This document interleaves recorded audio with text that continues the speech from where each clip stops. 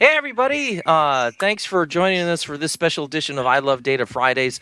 We've had some technical difficulties with the live broadcast, so we've had to go to Plan D and do a recording and then post it up on YouTube for later. So I apologize for the difficulties there. So in this video, we'll be talking about the Cohort 6 data collection for the Reading Recovery's follow-up study that we are doing. Partnered with the Center for Research in Education and Social Policy at the University of Delaware.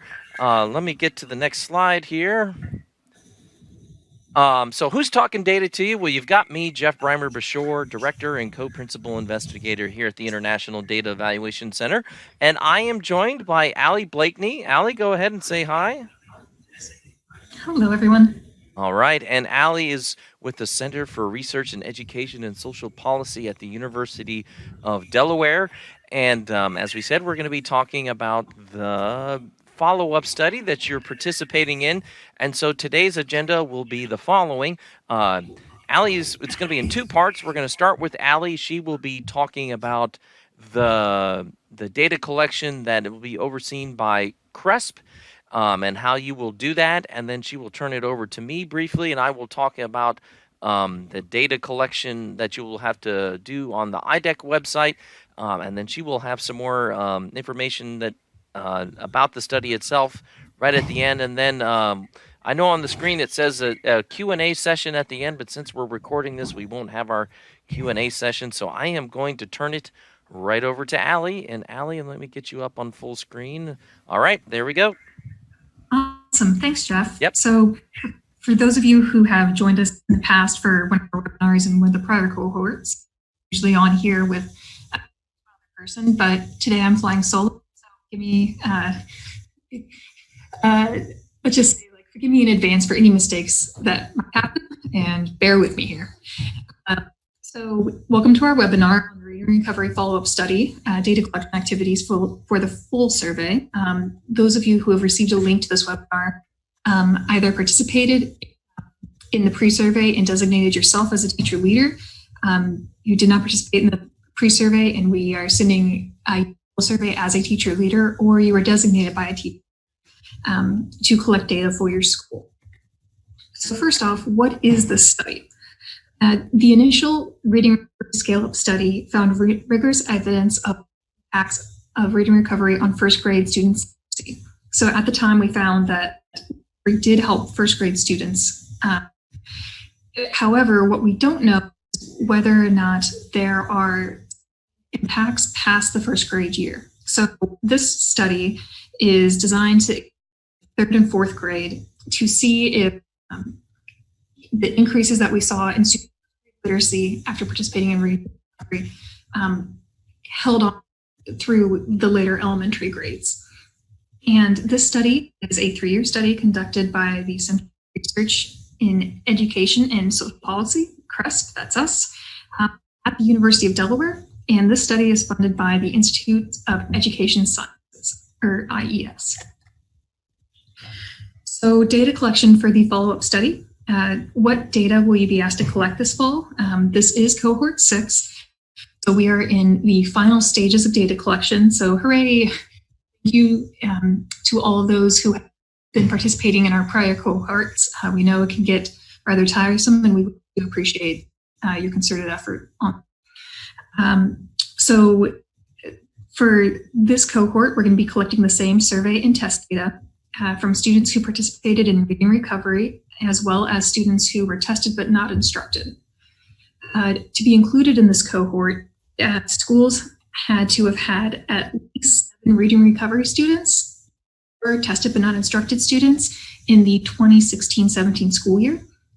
So cohort 6 students are in 3rd grade as of 2018-19, so they would be in 4th grade this school year. So who's responsible for collecting these data?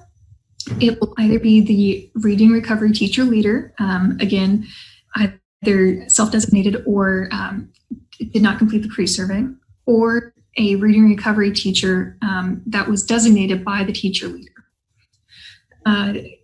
All data collectors who complete all data collection activities will be compensated. A $75 Amazon gift card will be sent to the individual who collects both the test and survey for each school in appreciation. If, for example, you have been assigned to 6 schools, you complete the test and survey, then you would receive 6 individual $75 Amazon gift cards. So when will these data be collected? We've already gone through the pre-survey round. So right now we're doing the survey informational webinar, you speak, and the collection window is set to open next Monday, November 4th, and the official close date is going to be December 13th.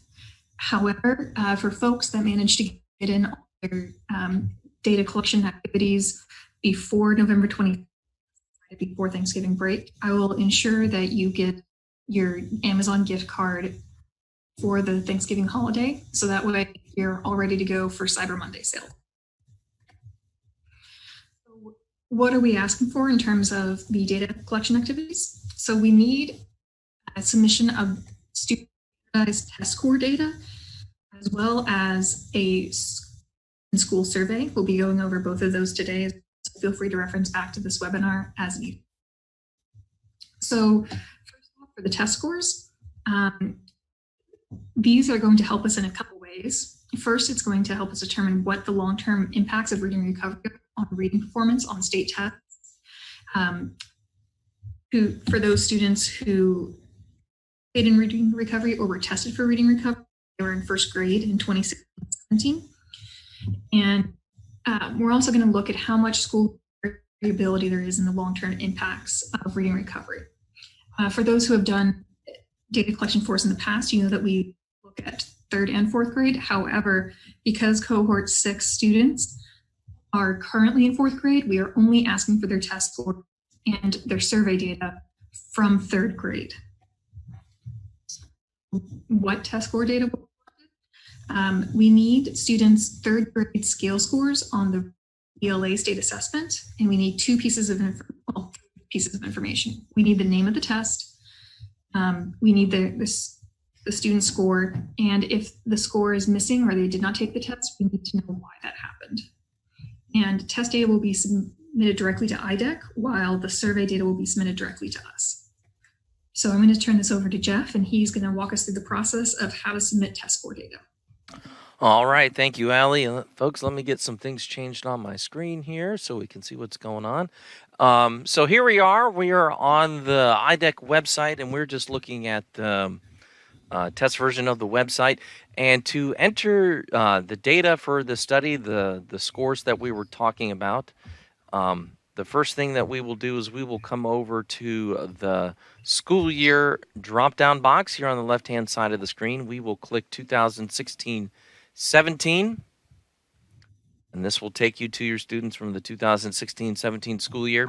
And then you will see 2 columns on the screen. You will see this one that just says follow-up, and then you will see another one that says this U of Delaware follow-up. It is this second column on the farthest right-hand side that you will enter your follow-up data for this study. So just to repeat it once again, you will not enter your data under the generic follow-up column. This is where people can just enter generic follow-up data that for IDEC.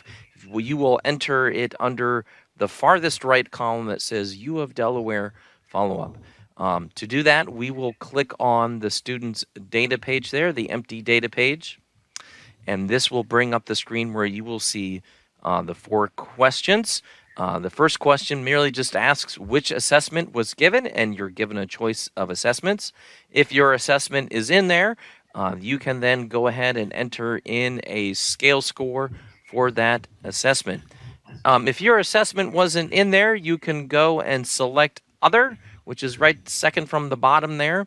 You can then type in the name of that assessment, the student, and then on question number 3, enter in the student's scale score. If you don't have data for the student because they moved or something, you can select None. And then question number 4 becomes enabled, and we just ask that you just provide a brief explanation of why the data is missing. It doesn't have to be extensive. It can be something as short as, student moved from school, and that is fine.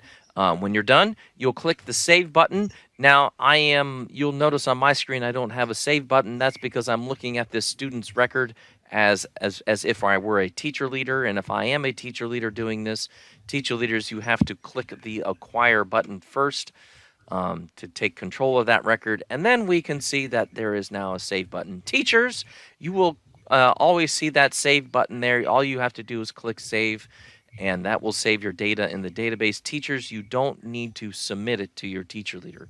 So no need to click the submit button, just click the save button. All right, so that's how we're gonna do it. Let me just cancel out of that.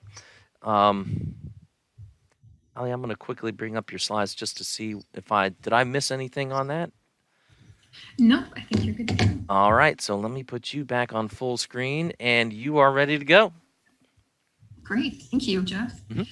So for those collecting data, we do ask that you submit your test score and move on to the school student survey, and I'll go over that when I show you the prompts for the survey. But please note that we ask that all test scores students are submitted prior to accessing the survey link. So as to the survey data, why are we asking you all of these questions now? So we are looking at whether the variability in the persistence of impacts can be explained by school level or student level factors, and also what performance monitoring or interventions students received from 1st through 4th grades. Again, for cohort 6, we're only looking at grade 3. So what school and survey data will be asked for? So going over all screenshots for these questions, so that way you can reference them before getting the survey if you like. And just briefly, the school characteristics, we're looking at changes in administration, and then student level data on their retention, IEP placement, continuous monitoring, literacy interventions that they received from group. So come Monday the 4th, you will get an email with a survey link. And when you click on that link, you will be directed to a Qualtrics survey. And the first thing you will see is this. It just reminds you that the survey has 2 sections, and it's pretty straightforward. The next screen after you hit continue is that you will see all students' names as well as their IDAC number listed. This will tell you what data on from which school. You'll see in the top line there, we're collecting data from Disney Elementary School with a variety of Disney characters. After you preview this, at the very bottom of that page, you will see a question asking if you have already submitted the state standardized test scores for the 2018-19 academic year. So this is for their 3rd grade year. If you click yes, and let me see if I can, so it's kind of hard to see, but on that page, yes and no are a multiple choice. So if you click and continue, you'll be able to go on. If you click no and continue, see a separate script that I did not include here, apparently, asking you to please enter the state test scores online and then return to the survey. And at that point, you'll be able to click yes, I submitted the test scores, and you'll be able to move. So as for school characteristics, we're interested in where students attended school in their 3rd grade year, which is academic year 18. You're going to be asked to identify whether the student was at the same school, students that moved and you can still track versus students that moved and no longer able to find any information on. And students who are excluded will be, who you cannot locate will be excluded from the rest of the survey. So we're going to keep asking you to put NAs or anything like that, students that you say that you cannot locate. We're also going to ask you about school administrator changes. So this would be in administration. So like a principal change between students' school years, and student grade levels for each year, and is getting at whether or not a student was retained. So after you certified, you submitted the state test. The first after that you will see is asking you to identify students. It's pretty simple. Attended the school that you were looking at, attended a different school in the same district, or you cannot locate the student last year. And as you see, you'll be required to input something for every student. And for us, or for those students who were listed as attended a different school in the same district, you will be asked a follow-up question asking whether or not you can locate the student for the prior two academic years, so 17-18 and 18, because that's what we'll be asking about in terms of literacy interventions, IEPs, continuously monitoring, and there's a third one that I'm missing. Well, we'll get to it. So if you're able to find them and you are able to submit data for them, click yes. If you aren't, click no, and they will be excluded from the rest of the survey. So something that is important to note here, after you click continue from this screen, you'll be directed to the final page of the survey. For ease of sake, we put as many questions as possible on the same screen. So that way the students that you're collecting data for will all appear with all the questions that are relevant to them. So you can print it out and return to the survey at your leisure. However, please note that any information that you save on this or that you put on the screen will not be saved until you click the continue button at the very bottom of the page. And you will only be allowed to click continue once you finish the first 4 questions.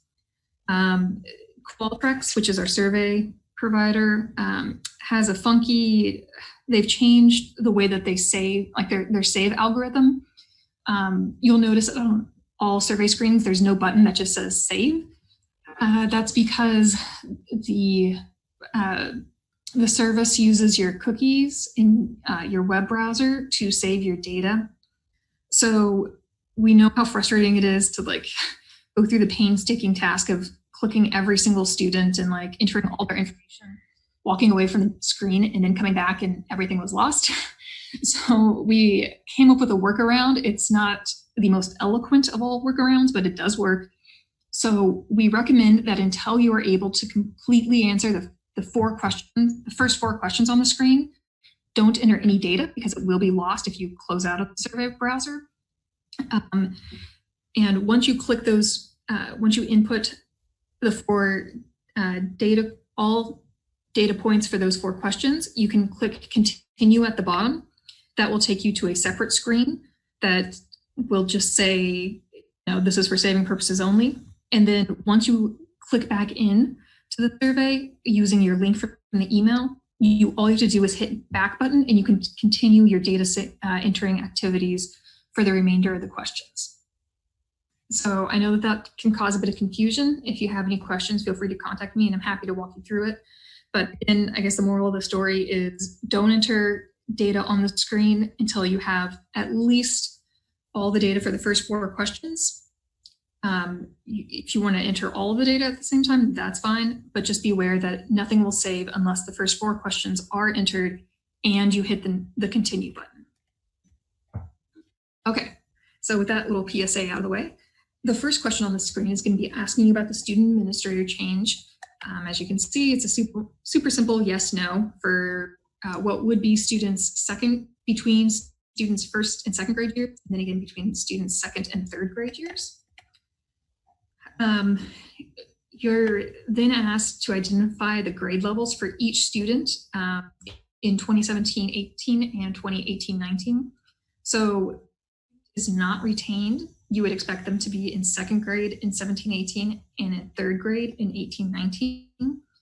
So for each of the students that we were able to locate, including those that moved within the district, you will see a little drop-down box and you just click which grade is most relevant for both of these school years. And I don't have a screenshot of it here, but the drop-down menu here is pre-populated with 1st through 4th grades, just in case a student did skip a grade. So as for their literacy interventions in progress, for students 2nd and 3rd grade, did they receive an IEP? Were they continuously monitored? And then finally, the literacy interventions that each student received in those 2 years. So this is a pretty simple yes/no binary question. And we're looking for whether or not a student had an IEP with a reading designation and a reading designation only. So students with an IEP in math but no reading, you would just say that they do not have an IEP with a reading designation.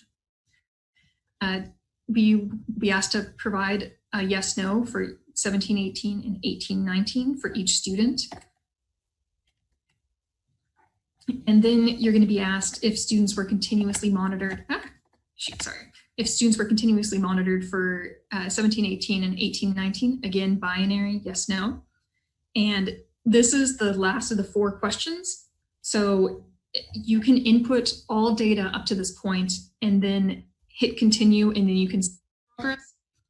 Or you can, again, just wait until you have all data and you're ready to just submit the survey in entirety.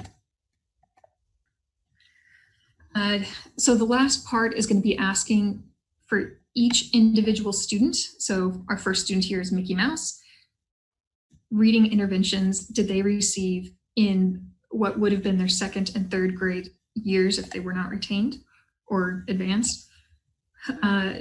So we have, I think it's 44 populated fields here with some of the most common literacy interventions. This is a check all that apply type question. So you can check as many or as few as are relevant. If the student received no interventions at all, at the bottom of the question, I'm trying to get fancy with my clicker here and it's backfiring. So at the bottom of the question, you'll see a none category. So please click that if the students did not receive anything. That just helps us on the back end make sure that the student truly did not receive anything and not that we were missing something on our end. Because if it's left blank, then it looks like maybe there should have been something and we might have to follow up with you. So please just click none if none were received. And then we also have included 3 other categories. So if you do not see any of the relevant interventions on our pre-populated list, feel free to just type it in and then click it for the appropriate year. So as I mentioned, this is the automatic saving page that you'll see if you enter the first 4 questions and then hit continue. You'll see this page. You can then close the window, exit out of the survey, and then when you click the survey link from your email, you will be redirected to this page, and then all you have to do is click back, and you'll be taken back to the student intervention screen.